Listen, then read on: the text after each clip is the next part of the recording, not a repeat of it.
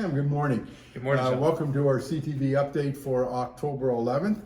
Shorter update today because we got, most of our events are over, all the closings are over, everything's pretty well done, and we're just having our wind-up things we'll talk about in a couple of seconds. We do have a full show for you today because I have a couple of interviews and that we've taken ahead of time, so we'll get right into it. But I first want to talk about how important that the squares are that you're coming in for the First Tee program. Perhaps you can talk a bit about that. Yeah, great initiative, some fundraising for the First Tee. There's some squares located outside the golf shop still available for sale, and feel free to drop in and chat with the staff if you're looking for some assistance there. And it's pretty easy, you just put your name on a square. They're $20 and it's a great initiative. Yeah, I think it's very, very important for all our juniors, and it'd be good, something good to contribute to. Plus, the winner gets half the pot, which could be up to $2,000. It's not a bad day. There's a tip jar for the back shop guys. Talk about that. Tell where it is and how they can contribute to all the great work that those guys do down there. They're so good. They're so good, so polite, accommodating. Gosh. Definitely. Speaking of our juniors, we see many junior golfers, members, non-members come through our back shop employee program and work here, and they're a huge part of preparing the golf clubs, preparing the range every day, obviously, and they work hard down there. They really do, and it's the time of year. Just a friendly reminder: you have an opportunity to, with cash or a member chit. There is a chit box in the golf shop where you can thank them at the end of the season. People may have noticed there's someone missing from this picture, Tyler. And if things go well, you are going to see Tyler today because Tyler right now is on a buying trip, correct? Correct, yeah. We joined the BPG, Boutique Pro Golf buying group a few years ago now. Has been just influential, been really a key element of offering a broader selection. Tyler, in the recent kind of year and a bit, and myself prior to, we've been able to order more brands, right, and offer a really good buying program for Carleton. And he's there right now looking at some of the new toys and new apparel for the men and women and juniors. And I know he'll come back with lots of stock for next year, and we'll be ready. Well, we don't have to wait for him because if things go well, I am going to be doing a Zoom meeting with Tyler that I'm going to cut into this video here. So hopefully, if everything works well, you're looking at Tyler and me in a Zoom meeting right now. Awesome. My God, you look good, Tyler. Shirt and tie and everything. Wow. This is a big show. It's a big conference. You really gotta dress the part, and it's been going great. Great first couple of days. Well, I've introduced you already in the video we did with Cam earlier today. So tell us exactly where is the buying show, first of all. Where are you? So we're downtown Toronto. We're at the Weston Harbor Castle Hotel, and it's right on the water, right on the harbor front. And my room looks over the entire water here in Toronto. Well, that's wonderful. That's great. Listen, what was it? I was just going to say, now you're in downtown Toronto. You've been there all day. In terms of who exactly is this group we're associated with? Explain to them. Cam did an explanation on today, but tell us what buying group we're associated with. Right, John. So this is the company is called BPG. That's short for Boutique Pro Golf. It is a buying group that originated in Quebec originally, but it's now expanded across Canada. So they have over 150 members of this group, and they're hosting the show. So they organize all the vendors to come here. They organize all of the education seminars to come here as well. And what this group does, it just gives us more buying power. So it enables us to get better rebates from the companies. When there's issues with, if we ever have maybe a problem with one of our vendors, they go to bat for us. Like they're the governing body of everything that we do. So I'd say in our golf shop right now, about 80% of the products you see are linked to this buying group. Wow. So, Tyler, you've been there all day. You've been going through the booths. What's new for next year, and what's happening? Yeah, John, I've been on my feet since 8 a.m. So my step count is through the roof. My watch keeps buzzing, saying you've doubled your normal steps. A lot's new. I'll give you a little run through on who I've seen today. We started the day with Sun Mountain. So you're probably familiar with Sun Mountain. They make great golf bags. They make travel gear. So I placed a few orders for that. They had this really, really nice new baller golf bag. And what I really wanted to focus on this year was, with the increasing of pricing kind of throughout the board, I want to keep the price points still very affordable for our members, right? So I was really looking to make sure that we got good products, good value at a price that was still seemed appropriate for all our memberships. So Sun Mountain, where we started, it is great. Place an order with them. I think members are going to really like the new bags, especially the travel gear that were coming in through them. Then I moved on to some of our accessory brands. So a company called Golf Trends. They are the group that we do a lot of our grip business with, like our repairs and grips and all that. So placed the big spring order. So all the new grips available for next year. I mean, I get excited for grips. I don't think a lot of members get excited, but we do a lot of grips. We talked about the importance of the grip, and I think members have to realize that if you've been playing with the same grips for the last couple of years, hey, it's not going to work. You got to change them. I think this is going to be a home run for next year. Some of the new grip lines, and a lot of the regulars and staples as well. That you can't get rid of the standard tour velvets and the tour wraps. Those will still be in the lineups, but we are introducing a few new lines I think the members will like. And then following up, we had a great session with another one of our accessories companies. They're called M-Crack, and they are the ones who distribute the Garmin watches and the Golf Buddy rangefinders. So we placed an order with them. They also do a lot of our water bottles, a lot of our towels. They're the company that we sourced our house coats that were very popular last year through this company. And so we placed a few orders with them to really just try and make sure that, in the springtime when the shop opens, we're fully loaded with all those right accessories. And then we went to Sun Ice and Bobby Jones. Sun Ice make great outerwear product. We've sold through basically all our Sun Ice. And I'll give you a little teaser into next year. And the hoodie is coming back. The hoodie is back. It is. I've had so many requests from members, from staff. Hey, can you bring in some hoodies? And as soon as I sat down with Sun Ice, they're like, look at this new piece. It comes with a hoodie on it. And so we definitely getting those in stock. It's amazing. And then Bobby Jones as well. So Sun Ice and Bobby Jones are distributed through the same umbrella company. And even the Bobby Jones, we're bringing in a few lines that have some hoodies on their outerwear as well. So pretty excited about that. Great. And so that's kind of where I wrapped up today. Tomorrow, I'm seeing some more of the equipment manufacturers. So I have an appointment with Cobra, have an appointment with Ping, have an appointment with Callaway. Those are kind of our top three brands that we sell in the shop. Yeah. Also going to be looking at some men's fashion, the Eau Noir, which is what we brought in last year. That's kind of what I'm wearing right now, like the nice, the blazers, the nice shirts. So we're going to revisit that. I know that they have a few new lines as well. So yeah, also took a educational seminar earlier today. There's education seminars every day that are free to access, and took one today on even just small things like I think the title was email management, which is actually kind of appropriate because when you get 100 150 emails a day, it's how do you really manage all that, and had a great 1 hour seminar on that, and a great speaker as well. So yeah, it's just been great, John. It's been 8 hours on the floor walking around, and pretty soon I'll be heading back up to my hotel room to rest my feet. But it's been an awesome first day.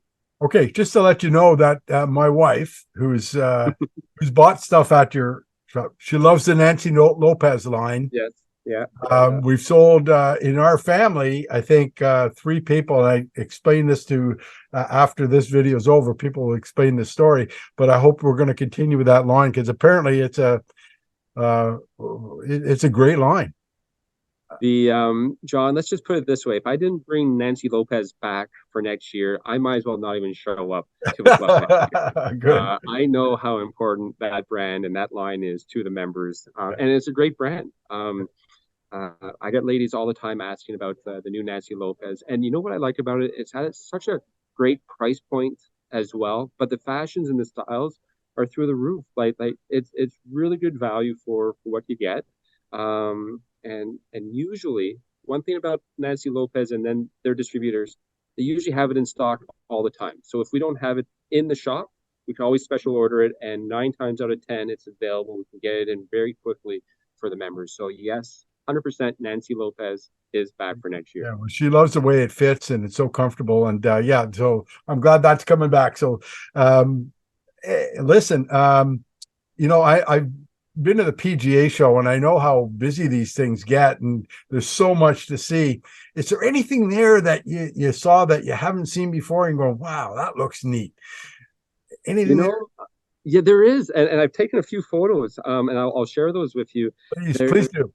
It usually comes down to the accessory booth. That's what I really like about these shows, is because you're going to do your big orders with all the different companies and like the big manufacturers. So those are kind of staples. But what I really like about these shows, and even the Orlando show, is walking up and down the aisles and going to all the accessory booths, because sometimes they're the smaller companies that they might not have a lot of advertisement for it, but you sit down with them and they show you these unique items that are just like things that you say, I would have never thought of that.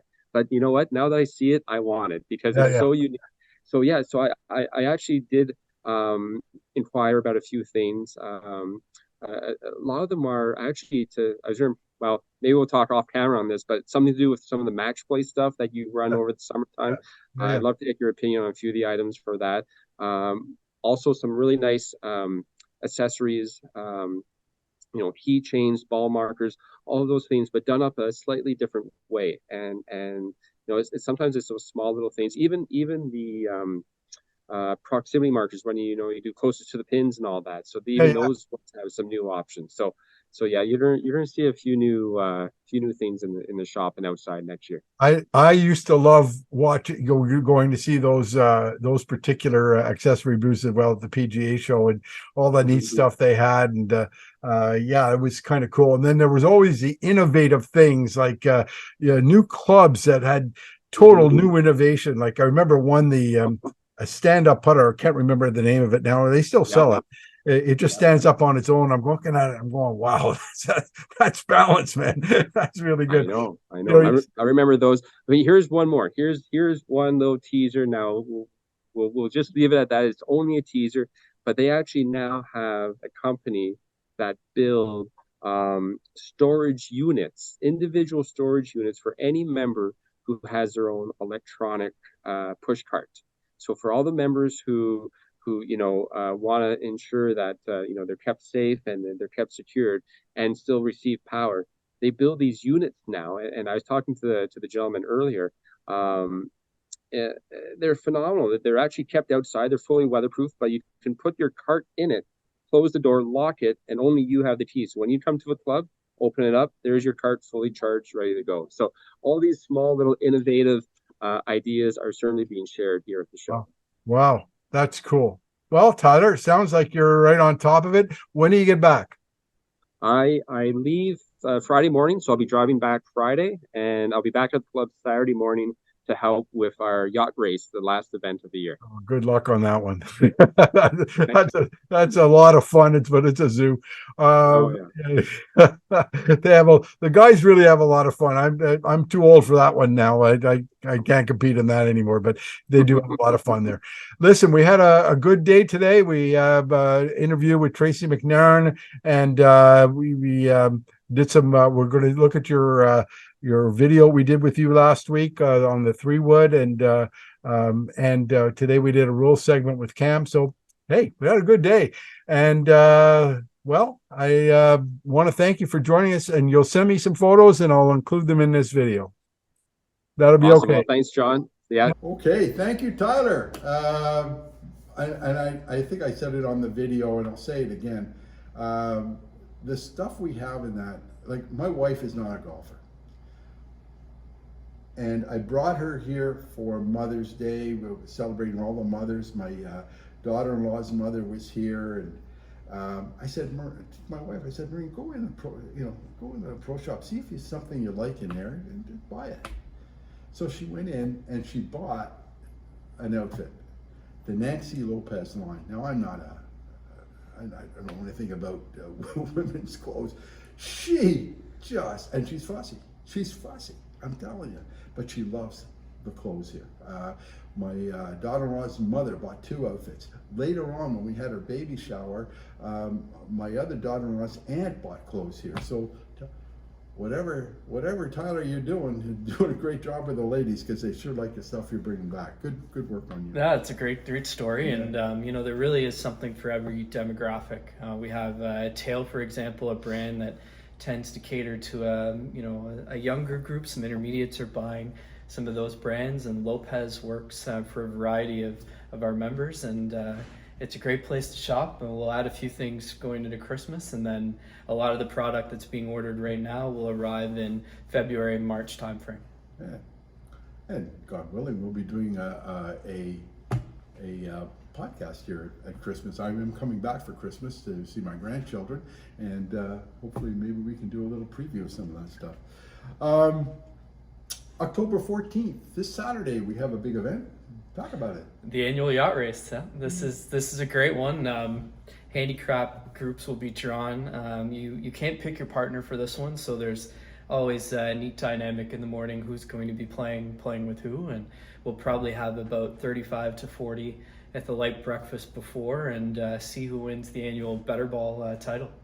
Oh, that's it's too much on the heart for me. It's a great event, though. I hope those people that come to it, it's an annual thing for them, and they really enjoy it. October 19th, AGM. Talk about the date, and it's all in person this year. Will there be an online version, or? It will be in person at the club this year, Thursday the 19th. We really invite everyone to attend, including voting and associate members. Everyone's welcome to come and listen to the presentation. There'll be a treasurer's report. Our president, Tracy, will be speaking. Managers will be speaking. We'll be presenting the capital projects for the upcoming year, and we hope to see everyone there. It'll start at 7 p.m. Well, you don't have to wait till the AGM to hear our president, because I interviewed her this morning, and here she is now. Good morning. I'm here with Tracy McNairn, our president, on October 11th for our CTV update for this week. Tracy, your first year as president. How did things go? Just give us a brief summary. First of all, welcome to CTV Update. I'm really glad you were able to make it this morning, but give us a kind of a brief summary of how our year went. So, all in all, it's been, I view it as an absolutely successful season, that we've been super, super busy. And as you can see, all the reports, all the committees have been really working hard. So much of really, really positive things. Everything changes from, upgrades to our infrastructure here within the House. The House Committee has been extremely, extremely busy, and a lot of volunteers, a lot of implementations of all the capital projects that were for 2023. They were all done successfully and on time and delivered everything. Sales and marketing also very busy with improving all of our social media. You're a part of that, obviously. You've done a great job. Thank you. And obviously improving the hits with a little bit of free instructional golf lessons, which has been fabulous, actually. So I saw that going. It was a cheap way for me to get golf lessons, I applaud that. I think it's driving a lot of people in to watch it too. So it's really been positive. But yes, it's been really successful. Everything across the board, all of our league participation has been up in every league, actually. And the drive on fall membership is also actually really going well. I look over the reports, and they're all fantastic reports. All the if you read through it, it's a 38 pages or whatever it was. Yeah, but I did read through it. I'm not but I just looked at the House Committee accomplishments this year. All the committees did great accomplishments, but my goodness, the backstop staging area, the first team unit, emergency generator, computer IT, HVAC and fridges, dining room. That was the other thing. We had a kitchen fire and everything. Removal of the staircase in front of the pro shop, roofing repairs.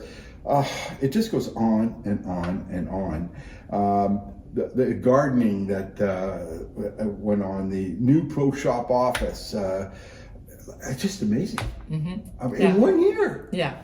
Like that would take. I've never seen so much done in 1 year. That's incredible. Yes. The Wi-Fi upgrade was another one that was a big one. So I just look at that and I was just blown away.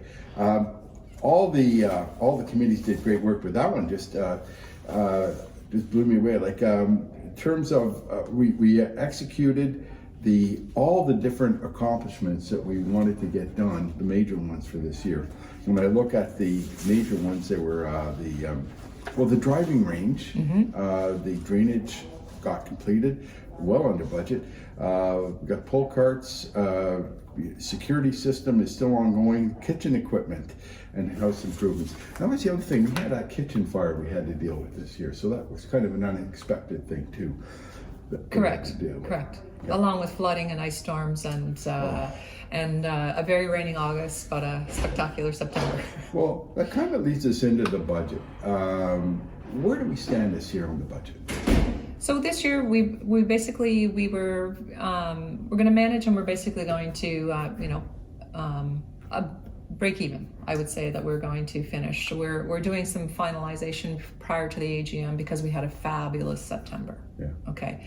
And so our projections to October 31st, we're just Cameron's just reviewing those and revamping them prior to the AGM. So we are going to be, a break-even status, which is very positive. Mm-hmm. But we've spent some time, the managers and all of the departments and the board have been very conscious and have been actively managing and sort of doing some fiscal responsible sort of decisions around our capital project spends. So that's why you see some of them, we're just going to hold them for now, as that contributes to next year's capital projects. So and that's where we're going to finish up probably at the end of the year. Well, okay, and that's fair enough, and that's good that we were able to come in on budget, and that's what you want to do. It leads to, first of all, some good news. The membership seems to be, especially the gold membership, seems to be growing. Correct. Can you comment? We've had the sales and marketing committee. We've saw the drone footage now. We've had voiceovers about the club. We've increased our social media presence. We did a lot of marketing. We revamped some of the sort of prorated gold throughout the year. We didn't wait until September 15th to prorate our gold membership. And I think all of the hard work that everybody's been doing across the board, and also just some of the improvements you just mentioned in house. When somebody comes to the club now, it's refreshed. It looks great downstairs. Everybody's sort of seeing that, and Tyler and Cameron, the ambassador program, everybody's sort of taking people out on tours, and they get to golf the course, and we're getting really positive feedback, and that's resulting in probably our best gold membership drive in a long time. Yeah, and hopefully it'll grow over the winter and into next spring. Yeah. Okay, we got to talk about it. It happens every year. We have to discuss the fee structure, and we know there's got to be an increase due to demands. Talk about that, because I know that's always a controversial thing amongst membership, you know. But people have to understand. You guys don't sit down and dream, oh, let's just raise this for no particular reason. There is a reason why we need an increased fee structure next year, and maybe we can alleviate some of those concerns. Yeah, so yes, we did look at various increases across different boards. We're trying to, obviously, our premier membership is gold. Mm-hmm. And so over the last 3 years, the membership categories, when I first got on the board, we had about 29 different membership categories. Yes, I remember that. And it was extremely hard to administer it for the people in the finance office, and so we kind of very deliberately made the approach, and we started about 4 years ago, and we slowly started to move the categories into a more manageable sort of components. We used to have a category for every age in intermediate, for example. I remember that. Like, so every age had and it was an absolute nightmare. Yeah, imagine. in the office, in the administrative office. Anyway, so we've been doing that, and so this year is, you know, again, another sort of relook at our categories. And so we are now sort of at the person, and we're down to 1 membership in gold. We used to have 4, yeah. So now we are now out of the gold 3 membership. So that's all positive. So, and as I said, gold is our premier. So we are very happy at looking at the categories as we revamp them. And then we talked about increases. So obviously everything's going up, Yeah. across the board. The biggest hit for us, though, was the part-time wage increase that was put in on October 1st. So it went up. You know, we have approximately close to 50% of our budget is part-time labor, yeah. as we're seasonal. And so it is going up. Just that alone is going up 6.8%. Well, So that sort of drove out our fee structure, and so that's what we tried to hold it to, sort of that particular increase. wow. But that, I mean, 6.8%. All the everything in Joel's area, everything is going up. Yeah, and that's true for just about every business. I know when I was with the school board, it was the same thing. 90% of our fees were the salaries. I mean, it was just the way it is. Yes. I mean, you know, and you have no discretion there. You got to pay it. Right. You know, and then you've got your building, your fixed costs for the building, and so on and so forth. So, you know. That's one too. That's that the utilities really went up this year. Yeah. And we're open year round. Yeah. So we used last year as obviously it was our first full year of operation. So that's also an increase in the budget, obviously. But we're managing it with the simulators and everything else, and sort of trying Right. to You manage. mentioned that, and Yeah. and in your summary, that we're a full year operation. It's going very, very well. Mm-hmm. We're looking forward to another great year Yeah. here. Let's this kind of leads into the new capital projects for next year. There's been some proposed capital projects recommended by the management, approved by the board. Increased upgrades to our IT server. Greenside bunkers, holes 5 and 9. Mm-hmm. Halfway house water solution. Maybe you can talk a bit about that, because I heard something about that. I was looking at it, why do we need that?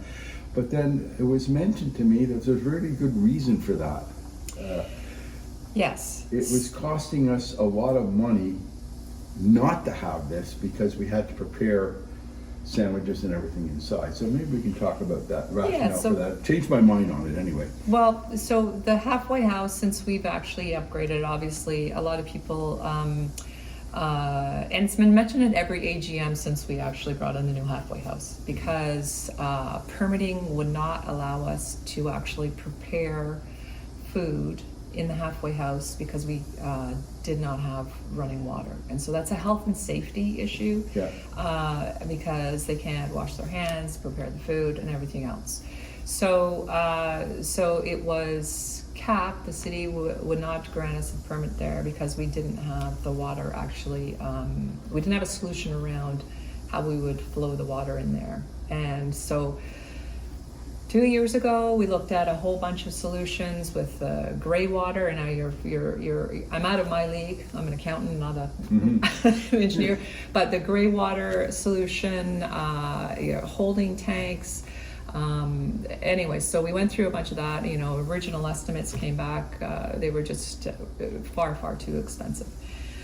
So the House Committee and Cameron, and they started to speak to a lot of the engineers around here, and some of the people that do some of our toilets out in the on the grounds. Anyway, so they started to sort of speak about the Torito Valley, because we are sitting on our floodplain here, and see if there was another alternative solution. So with this, we've got some initial stuff, and at the AGM, all of the projects will be obviously there'll be a lot more information provided to everybody there, and we'll go through sort of some of the estimates that we've received and stuff like that. So with that solution, we're sort of now the board is sort of happy with that, and then it actually does return sort of the expenses, because a sandwich made at 11 o'clock in the morning and shipped out to the halfway house, we can't anticipate how many people want That's sandwiches. Right. A lot of people went away from them because they would bring their own sandwiches. People couldn't get like a fresh hot dog, so. Hey, how about a hot coffee? Hot coffee, all that good stuff. Exactly. So with this solution, we want to return to what we had before. So because we did need extra staff to do that work, and that does us over time will offset some of those costs for this. So it does. So. I'm sure you're going to talk about the pond upgrade at the AGM. So I'm just going to leave that one. The ponds on 3 and 4. The golf cart storage, I think, I'm not sure exactly what that is, but... It's permitting for the golf cart storage. So there is a proposal that we build the cart storage facility at the back, where it's... and so to explore that, we're going to have to obviously start the process to get permits. So that's sort of getting ahead of that particular project. So it's just to start permitting buildings and to actually have more cart storage. Okay. I think the other two things are self-explanatory. Golf playing items, portable scoreboard and portable bag rack. I know want to look more professional in terms of putting up information and scores, and of course the bag rack and sound entry.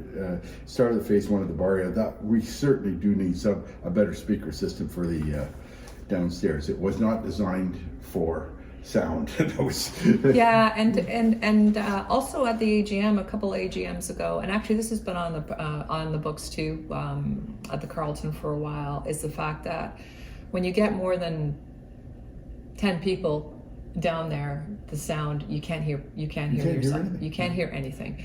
So the House Committee did look at that. They hired and got some estimates and everything else. And so this is like phase 1 to see if it would work. There's different competing opinions about whether or not it will work, because the majority of the sound is bouncing off of our windows. Yeah.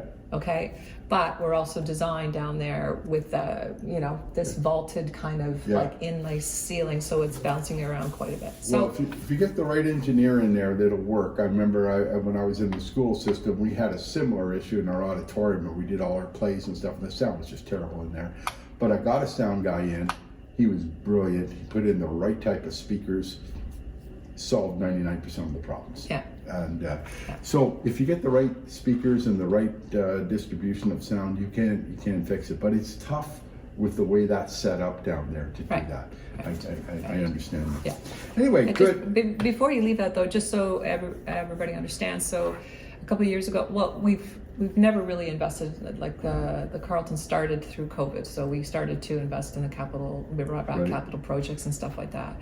And so when we did have the initial funds that came in and we started to build our capital sort of reserve, so the board at that time made the decision that we would focus on our long range plan, our strategic plan, and we would rotate between spending money on our main product, on the golf course, in accordance with the master plan, and then rotate back to the house and the infrastructure, because we are living in a very aging building, and if we don't take care of it, it's not gonna serve us for very much longer.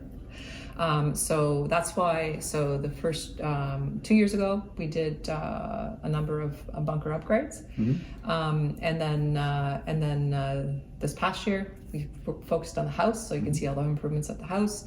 And then in 2024, we're going to move back out to the master plan and the golf course. Okay, that makes sense. And that's, we can discuss what part of the master plan we do, and I guess that the committee has chosen a pond upgrade this year, and that certainly will be explained at the AGM.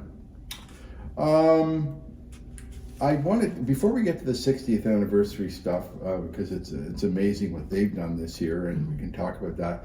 The other report that I was really intrigued with, it was a long-range planning report, and how many of those objectives we're not only going to exceed, we're going to reach the targets, it looks like, well before the 5 years is up. You can talk about some of those.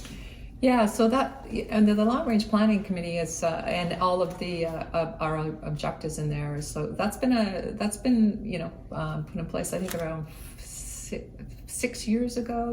Grace Thrasher, Rona Hamilton. We had up here in the anniversary room, we had a cross section of all members come together and sort of set the direction within our strategic plan.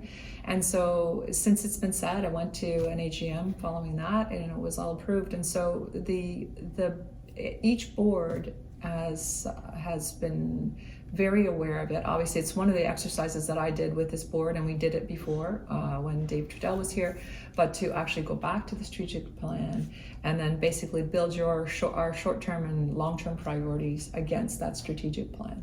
And so yeah, the boards have been very focused over the past years and actually trying to deliver on what we all agreed, 5 years ago. So, but yes, it's very positive. I invite you to look at that report, and it's very well structured in terms of, it's kind of in a table, and you'll see that many of the objectives they're going to reach or exceed, which is amazing, absolutely amazing.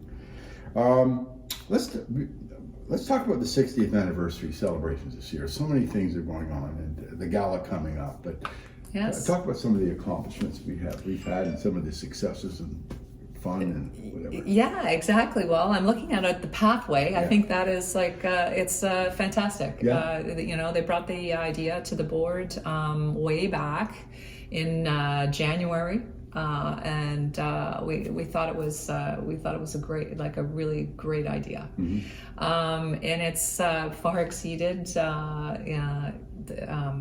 They had a number in mind where it was just basically going to be, break even with everything that they're going to be spending and sort of what we did. And it's far exceeded that. And more people are seeing it and sort of saying, wow, now I have a visual in my head. Before, when we were just sort of saying, come and buy a stone, people really didn't kind of understand that. So it's really turned out really, really well.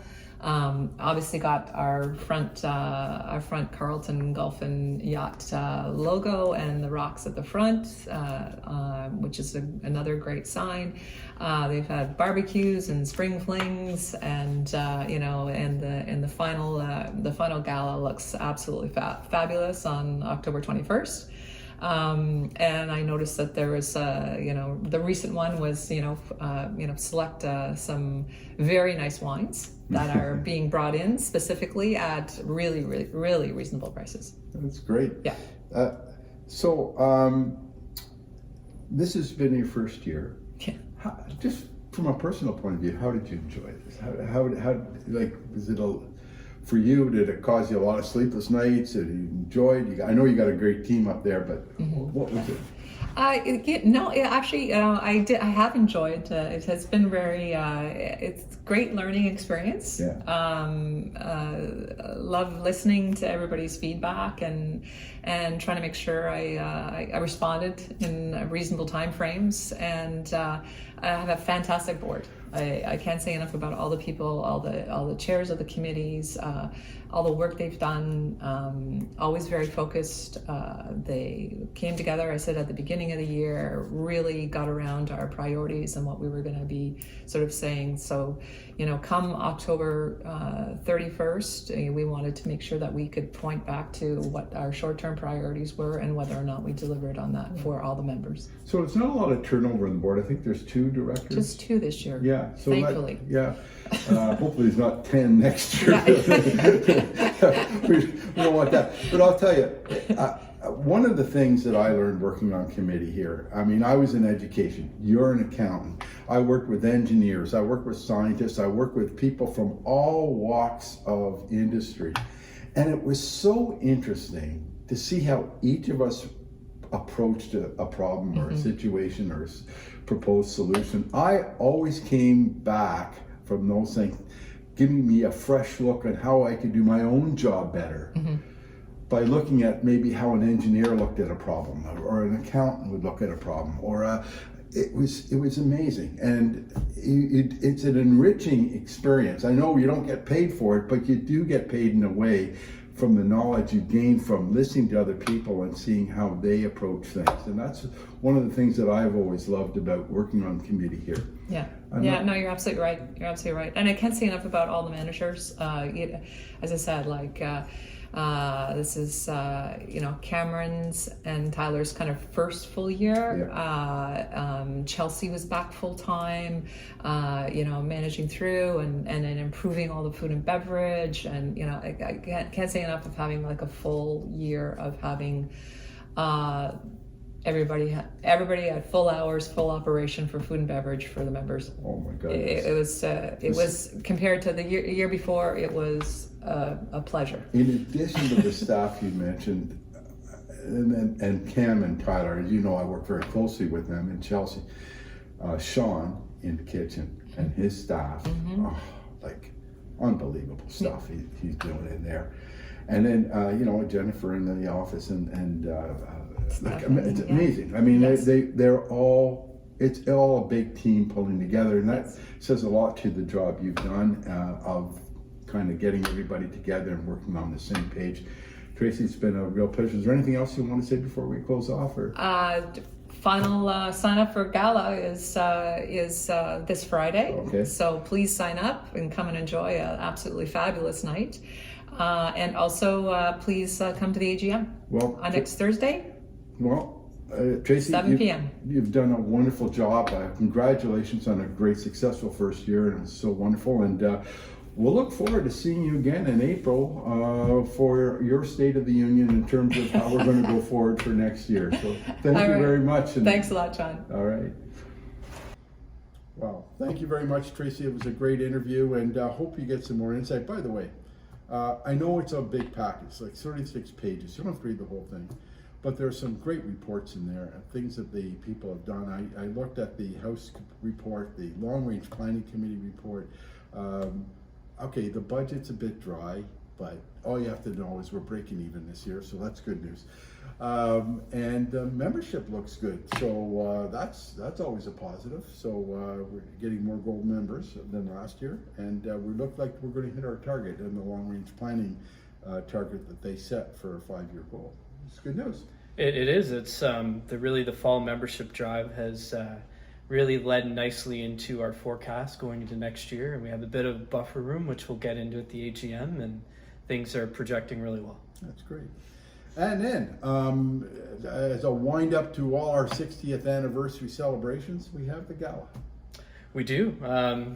Saturday, I believe it's the 27th. 21st, sorry. 21st. Is our gala, and there's probably by the time we post this video, we'll have about 1 day, so please call us right away, or send Chelsea an email if you'd like to attend. We do have some space for guests, and we've also reached out, and there's a few former members that will be attending the gala, so it's sure to be a great night. Some DJ and dancing will finish off the evening. Oh, great news. Last week I went out with Tyler and we did a series on the 3-wood and the long hybrid, and well, watch the video now. Morning everyone. We're here on the 17th hole this morning on a beautiful Wednesday, October the 4th. You're going to be seeing this on October 11th. But Tyler, last time we had you out here, we talked about the drive. And I'll never forget it. You cracked a beauty on that first one. You hadn't taken a practice swing and everything. So today we're going to talk about the 3-metal, the 3-wood, and some of the lower hybrids, 18 degree and so on and so forth, about the differences in the swing setup and how you set up for these particular shots on the fairway. Because I know a lot of people, they have trouble with 3-woods.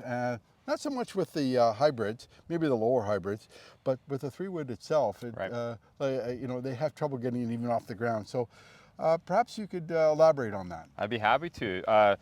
With a 3-wood, our setup will change a little bit versus what a driver was from last week. Also, the hybrid is also slightly different from a 3-wood as well. So I will show some demonstrations on ball position, on posture, how I set up to a 3-wood and how I set up to a hybrid, which should really help all our viewers as well for when they approach that shot. So today you're going to see a couple of swings. I'm going to have them swing twice.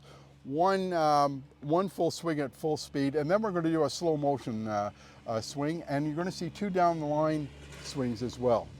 So hopefully, we tried to get away from the mowers today, but we can't find a spot on the course where the mowers aren't there. So you might get some interference from the mowers this morning. I'm sorry about that.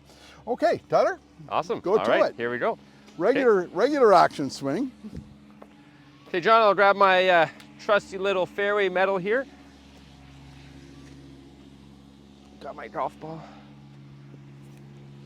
So John, what I'm doing here with a fairway wood, again, with the driver, we were placing that ball right off the inside of the left heel. I remember that. With the fairway wood, I'm bringing that a little bit more into the middle, so maybe about an inch or 2 from the inside left heel. My stance isn't as wide with a driver. I'm gonna have a little bit more narrower stance, so just slightly wider than shoulder width. But my setup, I'm not going to be tilting back. Driver, we tilt back because we're trying to launch the ball in the air. With a fairway wood, we're trying to sweep the club through the ball. We're not hitting up on the ball. We want to try and sweep through the ball. We're actually going to try and make a bit of a slight downward attack on it, but it's more of a sweeping swing instead of a launch up in the air. So where do you want the club to actually hit the ground on this ball? Just show me in terms Sure, of... we want that club making contact with the ground just past that ball. So wow. Right there. Right so there. It's almost at the ball, just in the front. Oh, yeah, okay. Ball first. Just on the front then part grass. of the ball. Okay, That's gotcha. right. Okay. That's right. But because it's a sweeping swing, it's not going to be digging in. Like, I'm not taking a divot here. Right. I'm just going to be sweeping through that ball and then catching the grass just past the ball. Yeah, I heard one pro describe it as you're trying to land the plane. You know, just nice, easy landing. Land the plane. I like that terminology. Here we go. So we're about 250 out from the green. Ball's about 1.5 inches on the inside of my left foot. And I feel like I'm going to sweep through that. And you did. There we go. Okay. Now, okay, with a hybrid. Well, let's do a slow-mo first. Okay.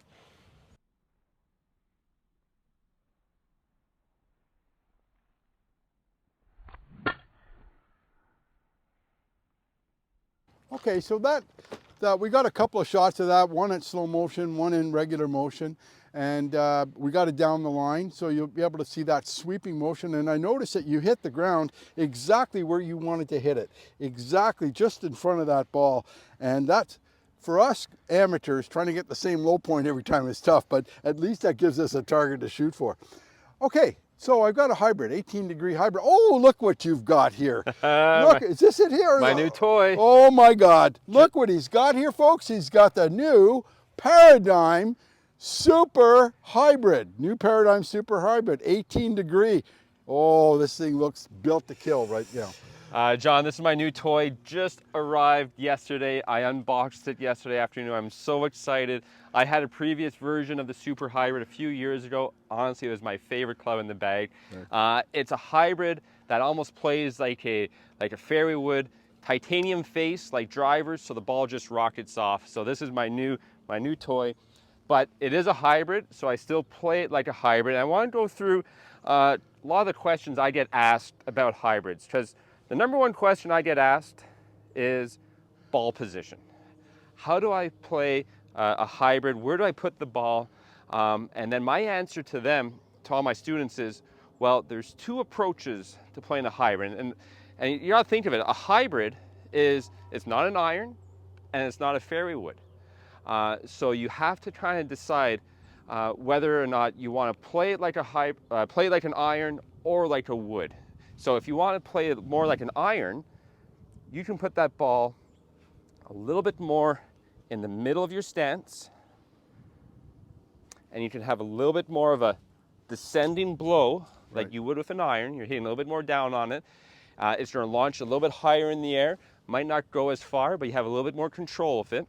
So you do that maybe if you're in the rough and you have to hit the ball first really hard. That's right. Where do you want if you're doing that, where do you want the club to actually ground out?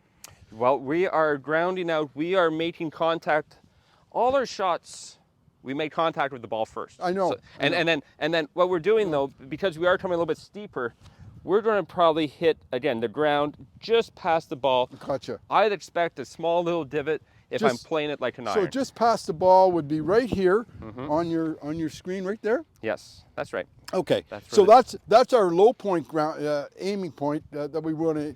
We know we've hit it right if we actually can get a divot starting there. That's right. Okay. And then the other way you can hit a hybrid is play it a little bit more like a fairway would. So for those golfers who have a better chance of making contact more playing like a fairway would, well, you can play it a little bit more forward in your stance. Right. Kind of do that same sweeping swing that we did with the fairway wood and catch it a little bit more cleanly. Yeah. Still making contact with the ball first, Right. brushing the grass after, not really having a divot, but you would be brushing the grass afterwards. Gotcha. So your low point would be the same spot. It would be just in front of the ball or just at the front part of the ball, Right. where you'd want to hit be at your lowest point with that club. And just a different angle of attack, Right. right? So we're playing a little bit more forward, a little bit more sweeping swing, not taking a divot, but we're still hitting down on it. Okay. I'm kind of right in the middle. I mean, again, you made a good point. If I'm playing out of the rough, I'm playing it more like an iron. If I'm playing it from the fairway or maybe off the tee, I'm playing it more like a fairway wood. Okay, so we've already hit a fairway wood type shot. Why don't you hit the one like a more steeper one? Sure. Yep. And we'll take a slow-mo right after it. Okay. So a little bit more in the middle of my stance, picking my target.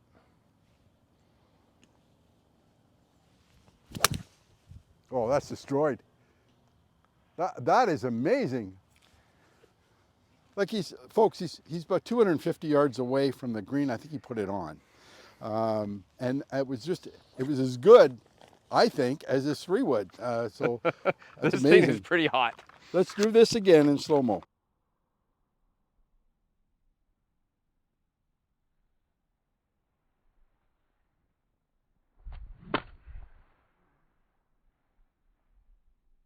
Tyler, thank you very much. What great shooting you had. Hey, this is a good club, right?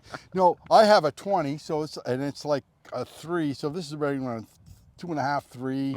Will be a hybrid, 18-degree, and it's adjustable, so you can adjust for loft and everything. The shaft looks like a nice shaft, and boy, you sure hit it well.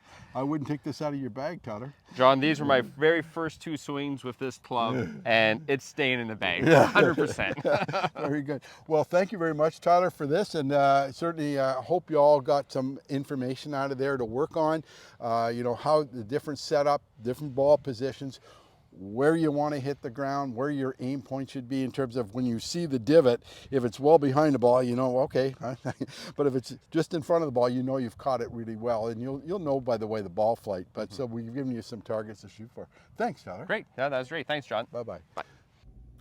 That's great work, and boy, I had fun doing that one. Tyler took that. You weren't there, but he just got this new hybrid, this super hybrid from the Paradigm Super Hybrid. He hit it better than the 3-wood. I mean, that thing took off. We were about 250 yards off the 17th green, and he was like a foot short of the green, like with the 18-degree hybrid. I was just absolutely blown away. But watch it. We got a slow motion of it. You've got behind the view. We're trying to get more views of the swing and give you another look at it. Certainly we did another one this morning, which you'll see next week. Keep it a surprise as to what it is. But yeah, it was very, very good video. Wonderful to watch.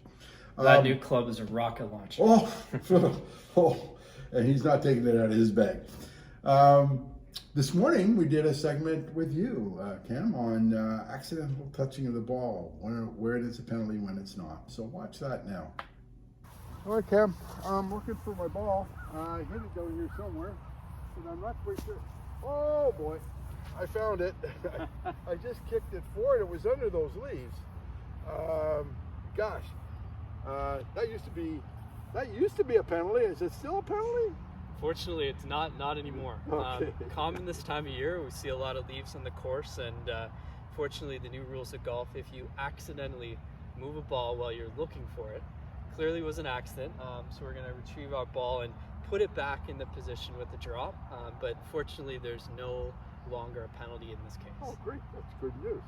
So yeah, so no longer a penalty.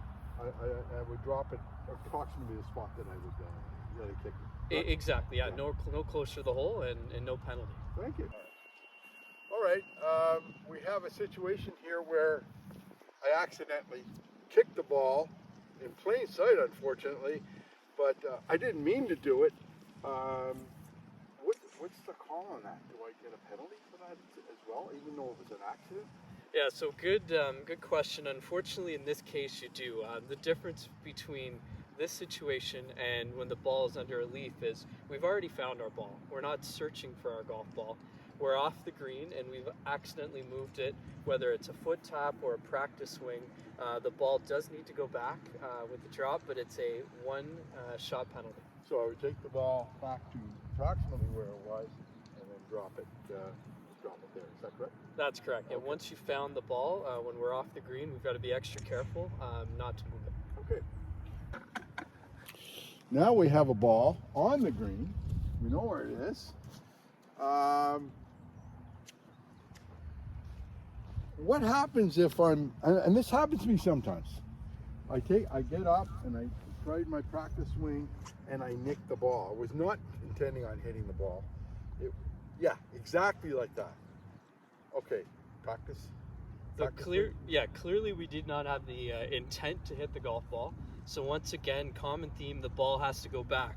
But because we're on the putting surface, in this case, there's no penalty. Wow, great news, because that does happen every once in a while to me. Sometimes I'm not paying attention enough, or I'm looking at the hole when I'm doing my practice swing to try and gauge the weight, and I accidentally lose the ball. The same would apply if you're going to mark the ball and you've got your coin, right? You mark the ball and you move it and it rolls away. Often we get the response of, oh, is that a problem? We've seen the ball move and roll along the green. Wasn't your intent. The ball needs to go back, but there's no penalty. Okay, that's good. Getting fair. Getting a little better, yeah. Thanks, Cam. Thanks for those little update changes. Thanks, Sean. Okay, now, last item we got to talk about the kitchen, hours of operations, things happening there. Maybe you can talk a bit about that. Yeah, for sure. So we've had some fall quieter days with cooler temperatures and some earlier closures, but we just want to remind everyone that you're welcome to book a reservation. We're very cognizant that we're getting close to the end of the month. Minimums are due. So if you make a reservation, we'll absolutely be here for you. We'd be thrilled to help out. And we'll also be offering a few days, which we'll communicate very soon, where we're going to extend our hours for dining, just to help everyone use up their minimums if they still have a little bit of a balance there. Well, we're getting close to the end of the year. I think we've got 3 more of these to do, 3 or 4 more of these, and then we go to once a month. So we'll be talking in the future weeks about upcoming events in November, and then after that, once a month, we'll be doing them. I'll be in Florida for most of those, and you'll be here and enjoying the indoor golf season. So until then, folks, play well.